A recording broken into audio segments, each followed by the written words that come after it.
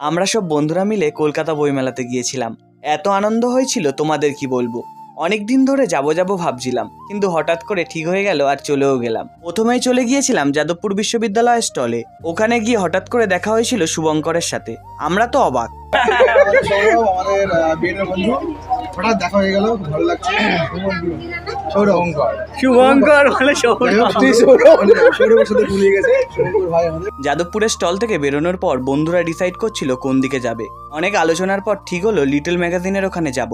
একাধিক প্রকাশনীর বই এই লিটল ম্যাগাজিনে পাওয়া যায়। র্যাডিক্যাল থেকে আমার একটা বই নেওয়ার ছিল, তাই ওখানে আমি চলে গিয়েছিলাম। এই স্টলে অসংখ্য ইতিহাসের বই আছে, যেটা আমার দরকার ছিল ওখান থেকে নিয়ে নিয়েছিলাম। বন্ধুদের সঙ্গে যে কোনো জায়গার ঘোরার মজাটাই অন্যরকম। সেটা যদি আবার বইমেলা হয় সেটা তো সোনাই সোহাগা। বইমেলাতে গিয়ে এই বইপ্রেমীকে দেখলাম, যিনি 50 বছর ধরে বইমেলাতে আসেন।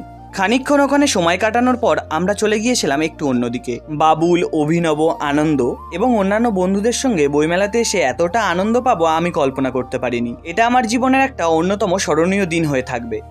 কেমন লাগছে? খুব ভালো। বাইরে গিয়ে দেখলাম